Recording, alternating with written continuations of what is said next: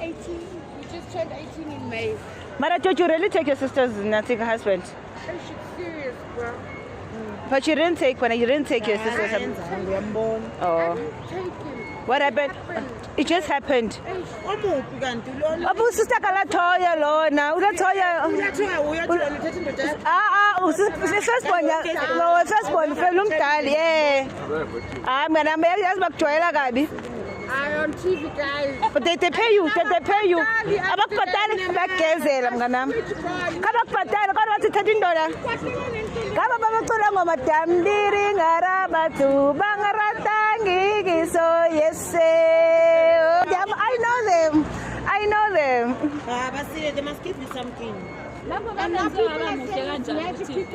Hey, umhlanyana. Iyamazi mos nawe na. They got their money. They're not giving me. Yeah. Oh, so they got the why don't you sue it when? She's suddenly staying in Rutherford. Actually, it's alleged. It's according to what the TV says. Yeah, Actually, she's staying in Rutherford. Latoya now. She's after we did this show. Next time we where we all hate to be. So I knew the first thing, if she gets money, she's gonna get a place. Do you understand? Yeah, but what about you? What about you? You also have to have your own place. Okay. Hi, where's Tricky? She promised me she's gonna pay me, Daddy. My dad says he's always covering up for his child. He's like, she doesn't have anything here. Like, oh, okay, I won't phone her. Because I was about to phone her. So my dad's protecting his daughter. But you also the daughter, Jenna, but you also his daughter. So, Hannah next. Oh, okay. Okay. And then, it's just kept quiet. Yes, 9-9. Hi bazala bam, welcome to Mkosini Umagatsheni. I am Umagatsheni. So bazala bam, so that is usister Latoya Makene Ukhonzi. I think she's the last born. She's younger than Ulato. I'm not sure, but I know she's not the firstborn. The firstborn Ulo Paulina, the older one. So guys, she's denying the allegations of her taking indoda kasiswakhe. Remember unomntwana nendoda kasiswakhe, but uthi yena kayithathanga indoda baqamba manga on the show. But again, we all know ukuthi abantu abathatha idakamizwa ayikho into abayivumayo. They don't take accountability, those people. You can see even now this video shooting at City recently. That means on the show she says she wants help. It shows Gucci the help that she said she wants. Help efunwa ngomlomo but not ngezenzo. And you can see she's getting worse at this person.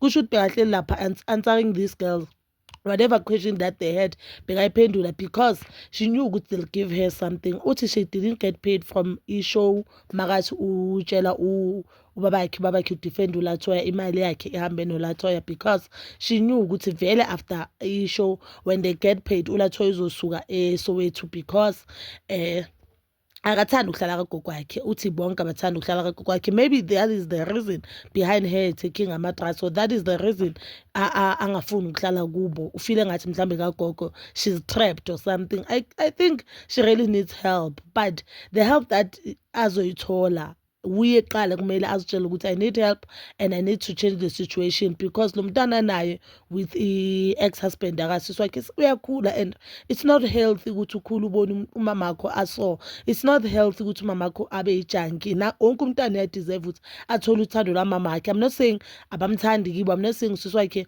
is not doing the great job, because we know ukuthi usiswakhe is the one who's raising umntana lo wendoda yakhe no younger sister wakhe, and she's doing a very beautiful job. No baba Latoya ukhona Latoya is still present empilweni umntwana. So umntana ukhula kahle, but as a mother mele uhlala ube nayo lanto le ukuthi you know what, mele ngizikhulisele ingane yami, and I feel like ingane yami yalifuna uthando lami, but uyambona nje ukhunzi I don't care, you can see.